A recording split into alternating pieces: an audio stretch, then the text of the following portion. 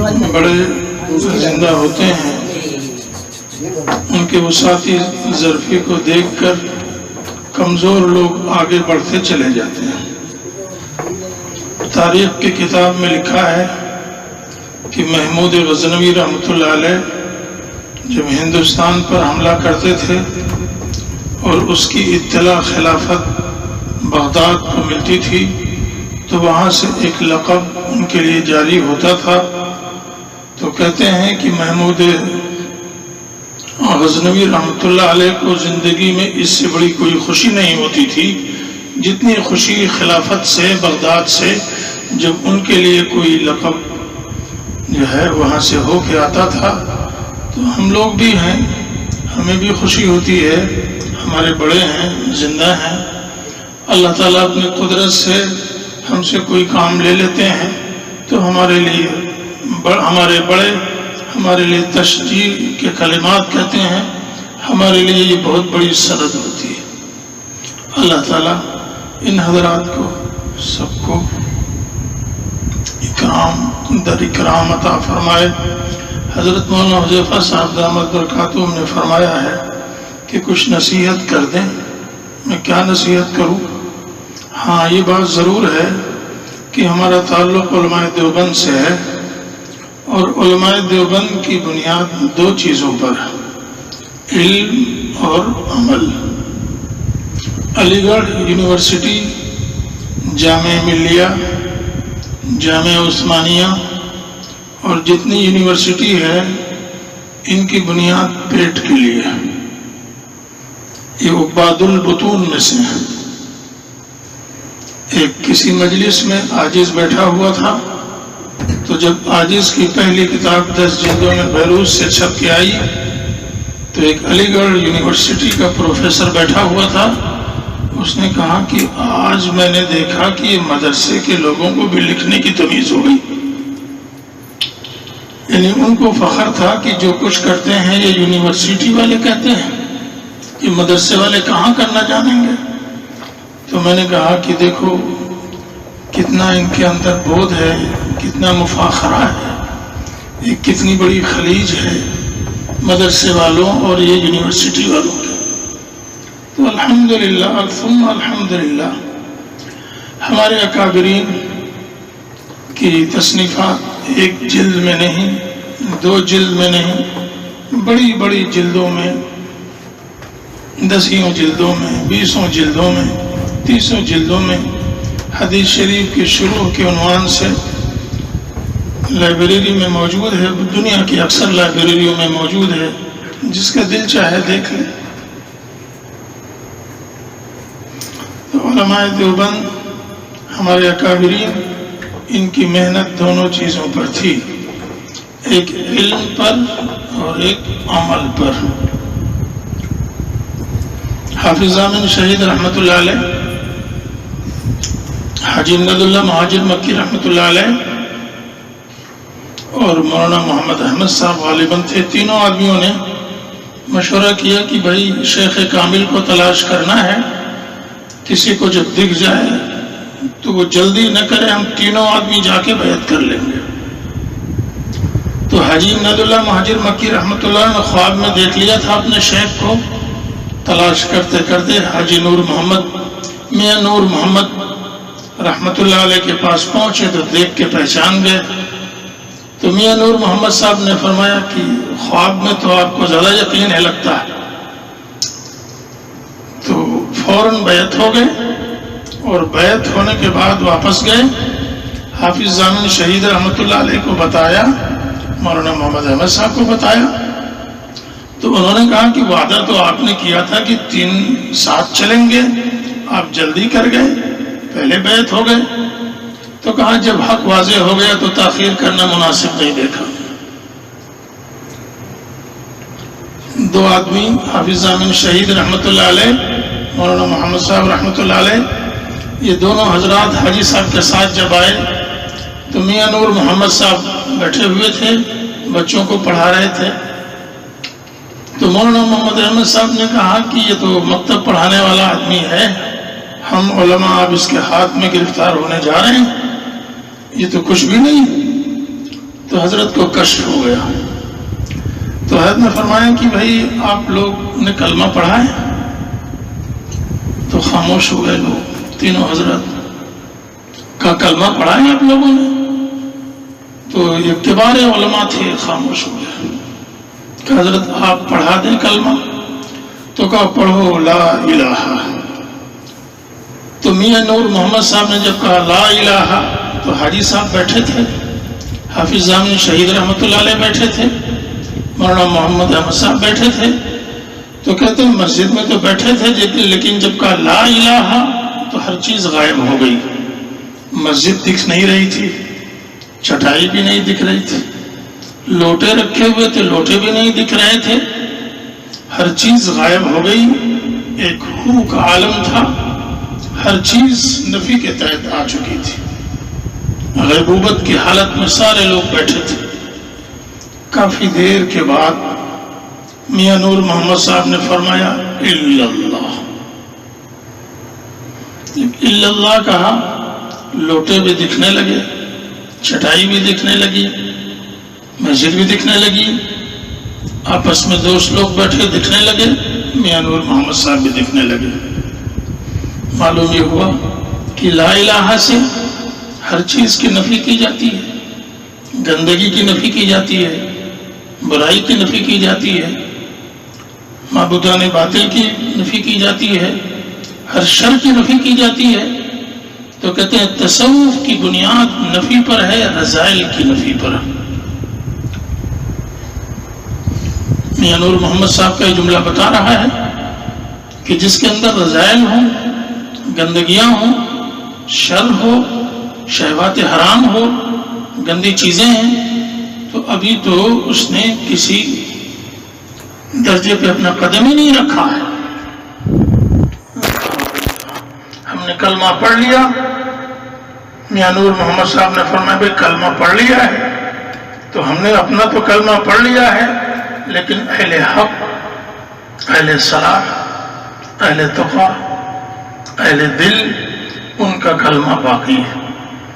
تو کہتے ہیں جب اہل تقوی کا کلمہ پڑھیں گے، ہاتھ کی گندگی ختم ہو جائے گی، پیر کی گندگی ختم ہو جائے گی، وجود کی گندگی ختم ہو جائے گی. یہ بدن وہ بدن رہے گا کہ اس میں اللہ ہی رہے گا. ہاتھ کے ہڈی کے حصے میں بھی نور دکھے گا، خون میں بھی نور دکھے گا، گوشت کے جز جز میں نور دکھے گا، پورے وجود میں نور دکھے گا. اخیر میں آدمی بول اٹھے گا کہ ہم نے تو سنا تھا کہ مرنے کے بعد جنت میں جانا ہے، لیکن جو کیفیت سالک کو میسر ہو رہی ہے یہ تو مرنے سے پہلے ہی جنت کے مزے آ رہے ہیں. ہماری بنیاد پاکیزگی پر ہے، اس لیے کہ اللہ پاک، قرآن پاک پاک، اللہ کے رسول صلی اللہ علیہ وسلم کا سینہ پاک، ہر دین پاک ہے. تو کہتے ہیں اللہ پاک کو دیکھتا ہے، اللہ کی تجلی پاک پر ہوتی ہے. جس کے دلوں میں گندگی ہے، جس کے دل میں رذیلہ ہے،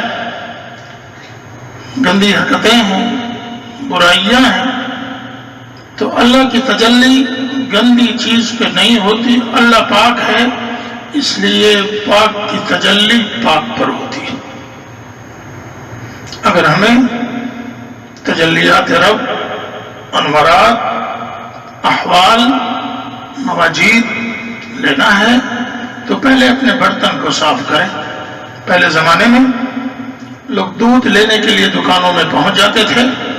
بہت سے لوگ ان کے برتن میں گندگی ہوتی تھی تو وہ بندہ کہتا تھا کہ برتن صاف کرو پھر دودھ ڈالیں گے. تو ہمارا برتن گندا ہے، ہماری نظریں ناپاک ہیں، زبان گندی ہے، دماغ میں گندگی ہے، ہمارے احوال برے ہیں. اب یہ ہم دل کو لے کے مولا کے سامنے بیٹھے کہ میرے دل میں کچھ آ جائے تو گندے دل کے ساتھ اللہ کی تجلی کیسے آئے؟ ہزاروں کا مجمع ہے لیکن آنکھ پاک نہیں ہے، زبان پاک نہیں ہے، گندگی ہے، تو کہتے ہیں پورے مجمع میں تجلی پورے طور پہ نہیں آتی ہے. ایک فقیر بیٹھا ہے کونے میں جس کا کپڑا گندا ہے، بدن گندا ہے، دیکھنے والے کہتے ہیں وہ بو آ رہی ہے. ٹھیک ہے بو آپ کو آ رہی ہوگی، لیکن اس کا دل اس طرح پاک ہے کہ اتنی تجلی اتر رہی ہے. اللہ کی شان کیا ہے. مولانا احمد علی لاہوری رحمۃ اللہ علیہ حرم پاک میں بیٹھے ہوئے تھے. ایک عرب بدو کو دیکھا کہ وہ بیت اللہ شریف کی طرف پیر پھیلائے بیٹھا ہوا ہے. تو ان کے دل میں بات آئی کہ اس بدو کو میں منع تو کر دوں کہ پیر کا رخ الگ کر لے. تو حضرت اپنے مریدین سے الگ ہوئے اور تیزی سے اس بدو کی طرف چلنے لگے. جب بدو کے پاس گئے تو واپس آنے لگے اور تیزی سے واپس آنے لگے. متوسلین نے کہا حضرت آپ گئے تو بڑی تیزی سے تھے مگر واپس اس سے بھی تیزی سے کیوں آ گئے؟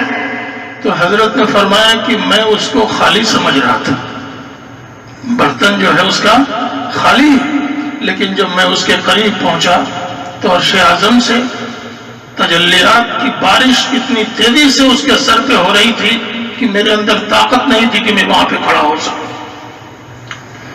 دل صاف ہوتا ہے، جتنی دل کی صفائی ہوتی ہے تجلی اتنی تیز سے اترتی ہے. اسی لیے سلسلہ عالیہ نقش بندیہ مجددیہ میں یہ سینے میں 7 لطائف ہوتے ہیں.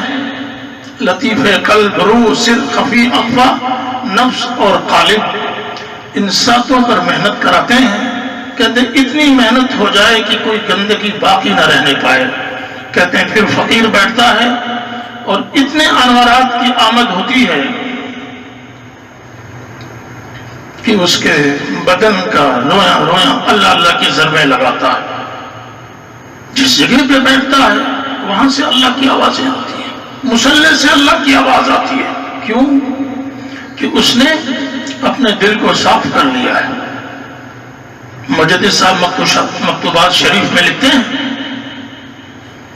کہ جب دل پر محنت ہوتی ہے تو فنائیت کا جب وقت آتا ہے تو اصلی دل 7ویں آسمان کی طرف چلا جاتا ہے. عرش اعظم کے نیچے، عرش اعظم کے نیچے اولیاء ہیں، غوث اعظم ہیں، بڑے بڑے کبار ہیں. وہ کوئی سجدے میں ہے، کوئی رکوع میں ہے، کوئی قیام میں ہے. واہ بھائی واہ، سب نور میں مست ہیں. کہتے ہیں اس فقیر کی روح اور قلب باطن وہاں پہ پہنچ جاتا ہے. کہتے ہیں منور ہوتا رہتا ہے، منور ہوتا رہتا ہے. جب مکمل منور ہو جاتا ہے تب نزول ہوتا ہے. پہلے سفر کو صعود کہتے ہیں اور دوسرے کو نزول کہتے ہیں. اس جگہ پہ قلب میں جب واپس آتا ہے، مجدد صاحب فرماتے ہیں اس لطیفے کی فنائیت کے بعد اس کو جنگل میں پھینک دو، سمندر میں پھینک دو، کہیں بھی ڈال دو، 1 منٹ کے لیے یاد مولا سے غافل نہیں ہو سکتا. کہتے ہیں یہ 7 لطائف پر محنت کرائی جاتی ہے اور 7 لطائف کا یہ حال ہوتا ہے. جب 7 لطائف مکمل ہو جاتے ہیں برتن صاف ہو گیا، گندگیاں ختم ہو گئی، نظر پاک ہو گئی، زبان کی پاکیزگی مل گئی ہے، تہجد گزار ہو گیا ہے. کہتے ہیں کہ 10 منٹ کے لیے بیٹھتا ہے تو انوارات کی اتنی آمد ہوتی ہے کہ پورے بدن کا رویا رویا، پورے بدن ہڈی ہڈی، خون سب متاثر ہو جاتا ہے. کہتے ہیں کہ یہ فقیر چلتا ہے، تجلی چلنے کی حالت میں اس پہ نازل ہوتی رہتی ہے. یہ فقیر بستر پہ سوتا ہے، تجلی اس کے بدن پہ نازل ہوتی رہتی ہے. کہتے ہیں جس گھر میں بیٹھ جائے اس گھر میں تجلی نازل ہوتی ہے.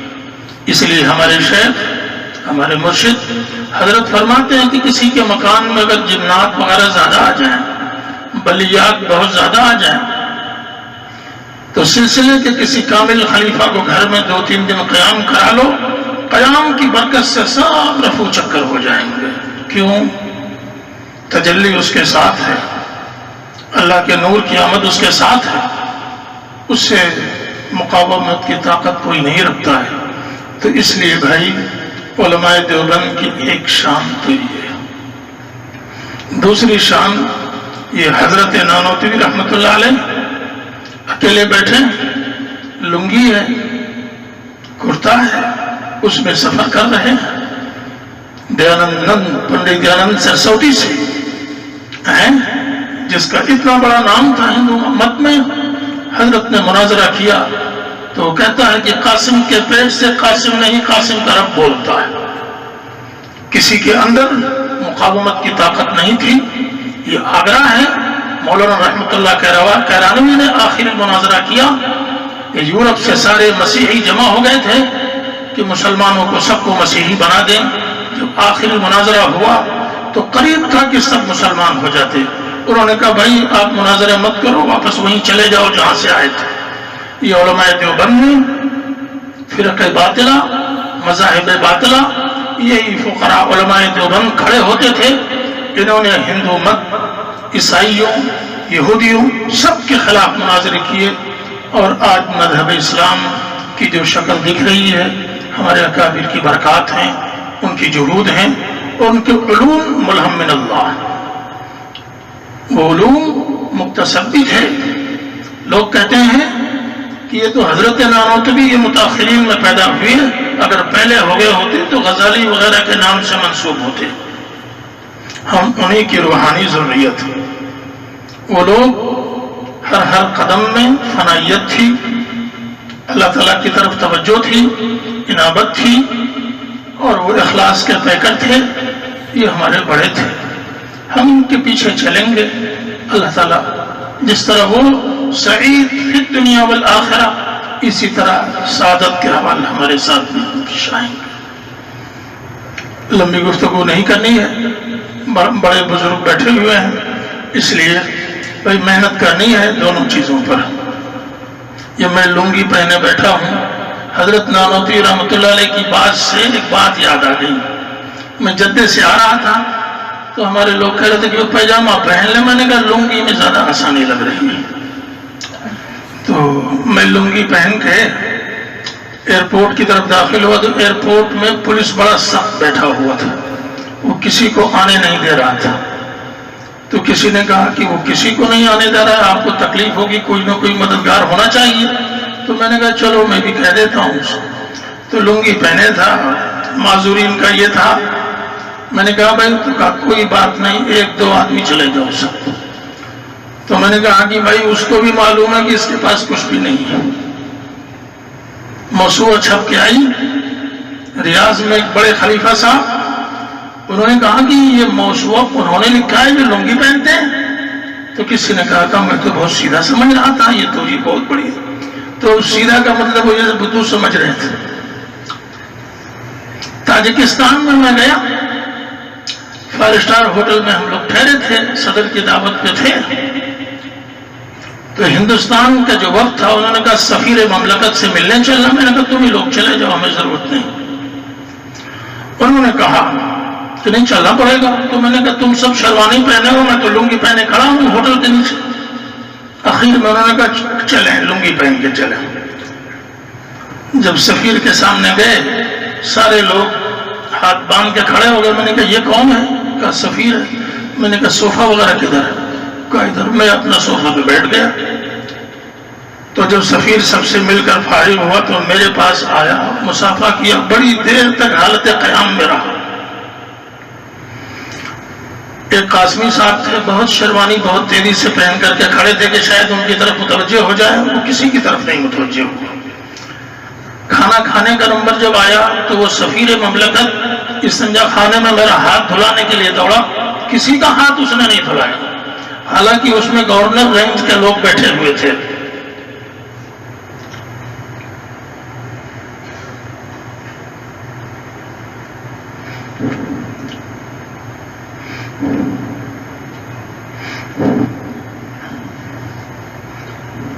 میں نے دیکھا کہ لوگ کھانا کھا رہے ہیں، تاجکستان میں سفیر میرے پیچھے کھڑا ہوا، جب تک میں کھانا کھاتا رہا وہ میرے پیچھے کھڑا رہا۔ ہندوستانی وفد میں بڑے بڑے وزراء اس منصب کے لوگ تھے، مگر سفیر نے کسی کی طرف توجہ نہیں کی۔ تو ایک قاسمی صاحب کھڑے تھے، انہوں نے پوچھا، میں نے کہا یہ لنگی کی برکت ہے، میں لنگی پہن کے یہاں پہ بیٹھا ہوں، ملک کا سفیر میرے پیچھے کھڑا ہوا۔ تاجکستان کا بادشاہ صدر تھا، لوگوں نے بلایا، کہا صدر سے مل۔ میں نے کہا مجھے تو کوئی ضرورت نہیں اس کسی سے ملنے کی، صدر سے۔ تو اللہ کی شان یہ ہے کہ سب لوگ کھانے پہ بیٹھ گئے. جب ہم گئے 2-3 آدمی تو دیکھا کہیں کوئی جگہ نہیں تھی. تو ملک کا صدر تھا، اس نے ایسے دیکھا اپنے عملہ کی طرف تو بھگدڑ مچ گئی لوگوں میں. تو لوگوں نے جلدی سے ہم لوگوں کے لیے کرسی ٹیبل سب ندی کے کنارے انتظام کیا. تو لوگ دیکھ رہے تھے کہ ملک کا صدر میرے پیچھے کھڑا ہوا ہے اور سارے لوگ جمع ہیں. تو میں نے کہا یہ ان فقیروں کے احوال ہیں جو اپنے بزرگوں کے نقش قدم پہ چلتے ہیں. تو یہ جو محنت ہے اور جو مجاہدہ ہے، ایک صاحب کہنے لگے جس کی ٹوپی سیدھی ہو اس کا مطلب وہ پڑھے بڑھے گا نہیں کچھ بھی، اور جو زیادہ رومال سر پہ بہت رکھتا ہو اس کو اسی سے فکر نہیں، وہ پڑھے گا کیا. بار بار کپڑا دھوتا ہو اور بار بار پریس کرتا ہو وہ کیا پڑھے گا، اس کو اسی سے فرصت نہیں. ہتھوڑا میں ہم پڑھتے تھے تو ایک ہمارے دوست تھے، وہ مہینے میں کپڑا بدلتے تھے. ان کا نام مفتی شبیر صاحب ہے، مدرسہ شاہی مراد آباد. کبھی کبھی 20-25 دن کے بعد استنجا کے لیے جاتے تھے، پیٹ ہی خراب رہتا تھا. تو میں نے کہا کہ ہمارے ساتھی 1 مہینے کے بعد کپڑا بدلتے ہیں تو ہم کم سے کم 15 دن کے بعد تو کریں. تو ہم 15 دن کے بعد ہتھوڑا میں کپڑا بدلتا تھا. ہمیں جمعرات اور جمعے میں تمیز نہیں تھی کہ جمعے میں چھٹی کا کیا مطلب ہوتا ہے. ہم پروگرام بنا کے رکھتے تھے کہ جمعے کے دن اتنے گھنٹے ہمیں تکرار کرنا ہے. بعض جمعے کے دن ہم وقت کر دیتے تھے کہ قافیہ پوری ختم کر دینی ہے. اعلان ہو جاتا تھا ہتھوڑا میں کہ آج کی رات شرح تہذیب کی ہے. پوری رات میں شرح تہذیب مکمل کر لیتے تھے، پورے لوگ بیٹھتے تھے. آج کی رات اصول الشاشی کی ہے. تو ہم اپنی بھی کتابیں پڑھتے تھے اور جو بچے پیچھے ہوتے تھے ان کو بھی کہلواتے تھے. تو مدرسے میں ایک ماحول بنتا تھا. ہمارے حضرت کے ہاں مار پیٹ کچھ نہیں تھی، کوئی شور شغب نہیں، لیکن لڑکے 2 بجے رات تک کے مطالعہ کرتے تھے. اور بڑے بڑے چیرا اور منخب بچے اس زمانے میں فارغ ہو گئے تھے. ہمارے حضرت کی نسبت اور توجہ کمی تھی اور ان کے حضرت کی برکت تھی، لیکن لوگ فنائیت کے درجے میں محنت کرنے والے لوگ تھے. آج وہ ماحول ختم ہو گیا ہے. بار بار چیزیں کہتی ہیں بوس ممو سے اس سے بدبو آ رہی ہے، بدن سے بدبو آ رہی ہے. پہلے زمانے میں بدبو نہیں آتی تھی. اس کی وجہ یہ ہے کہ اس زمانے میں گناہ کی زیادتی ہو گئی. کتابوں میں لکھا ہے کہ 15 20 دن کے بعد اکابر اولیاء اللہ اپنے کپڑے کو اتارتے تھے، بنیان کو اتارتے تھے، ذرہ برابر بو نہیں ہوتی تھی. آج ہم کپڑا دوسرے دن بدلتے کہتے ہیں جی بڑی بدبو آ رہی ہے. گناہوں کی نحوست ہے. انٹرنیٹ کا ماحول عام ہو گیا ہے. دماغ میں فطور ہے، دماغ گندگی سے پر ہے، زبانیں پاک نہیں ہیں، آنکھ نورانی نہیں ہے، سجدے میں ہیں، گندی گندی چیزیں سجدے میں خیالات میں آ رہی ہیں. حالت رکوع میں ہیں، گندگی کا تصور ہے. مسجد میں بیٹھے ہیں، شور ہے، کبیرہ گناہوں میں سے ہے. جب تک کہ گناہوں سے نہ بچیں گے یہ بدن اللہ کا نور اس میں نہ جائے گا. تجلیات یہاں نہ اتریں گی، احوال اس پر کچھ طاری نہیں ہوں گے. علم میں بھی نور ہے اور عمل میں بھی نور ہے. دونوں چیزوں کے آپ جامع ہیں. دونوں پر محنت ہوگی، فنائیت ہوگی تو اللہ تعالی ہمیں کمالات عطا فرمائیں گے. تو کم سے کم آج کے دن یہ مبارک مجلس ہے. ہمارے بزرگ بیٹھے ہوئے ہیں.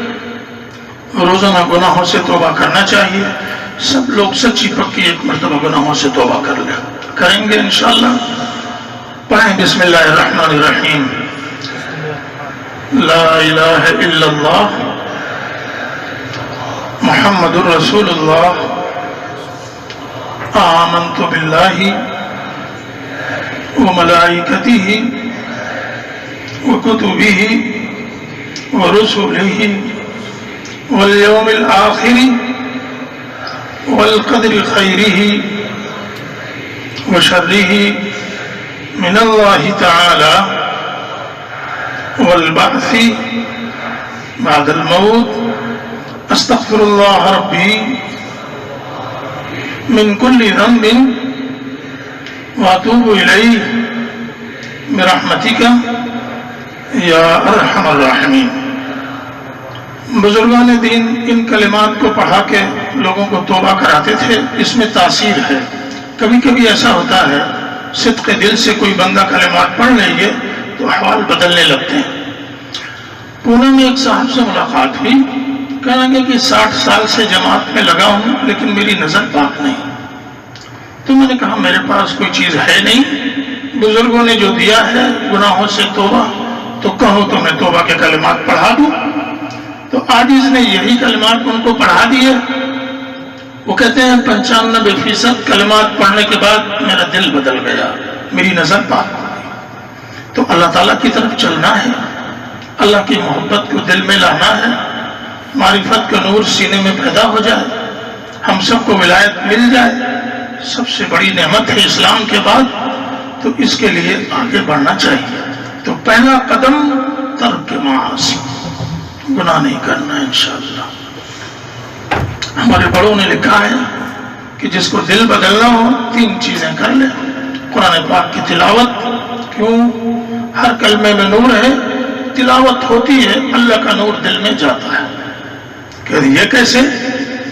مجدد الفسانی رحمۃ اللہ علیہ مکتوبات میں قرآن پاک کا ایک مراقبہ لکھا ہے۔ تو جب ہم اس مراقبے کو پہنچتے ہیں، آنکھ بند کرتے ہیں تو پوری فضا نورانی ہو جاتی ہے۔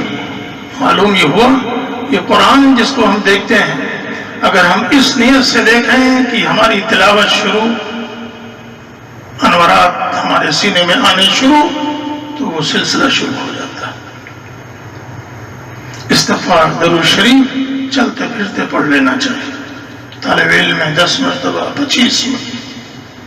اور دیکھو بھائی، غور سے دیکھو، بائیں طرف دل ہے، چلتے پھرتے تصور کرنا چاہیے کہ میرا دل ذاکر ہے۔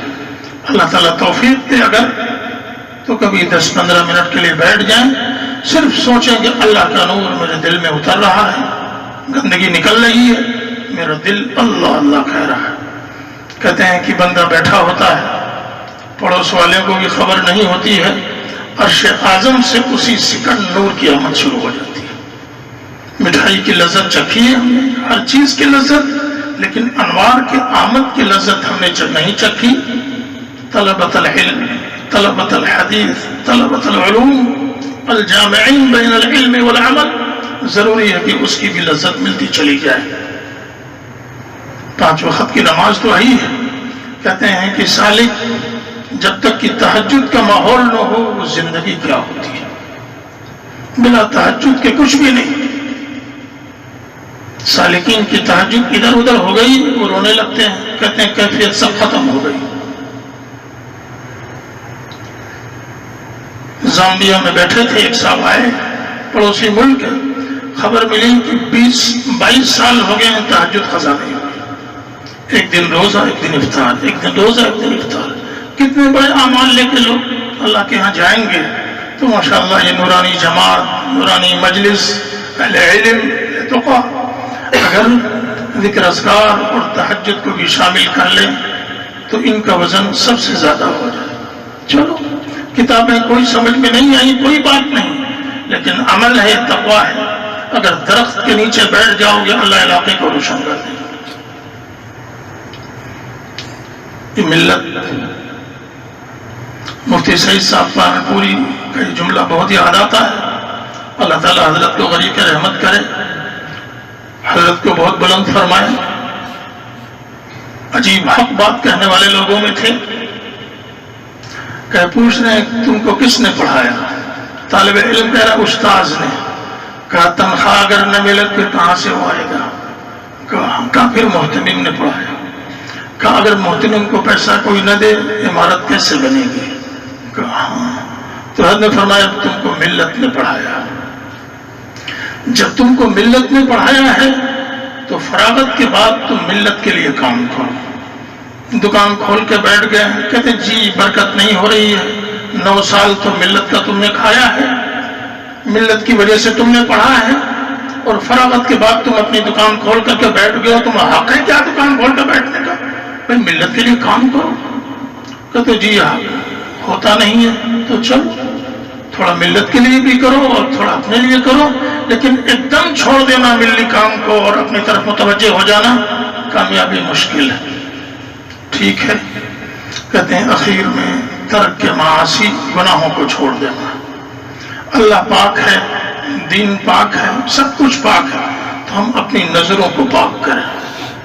ہمارے شیخ حکیم امجد صاحب نے جب اجازت دی، کہیں گے مولانا ذرا سے میں اللہ کا نام لکھنا چاہتا ہوں آپ کے کمرے میں۔ میں نے کہا لکھ دیں۔ اللہ کا نام ایسے لکھا، کہا ذرا اسے دیکھا کریں، غور سے دیکھا کریں اور بلا آنکھ جھپکنے کے دیکھا کریں۔ میں نے کہا ٹھیک ہے دیکھیں گے۔ تو جب میں دیکھتا تھا، کہتے آدھا گھنٹہ ایسے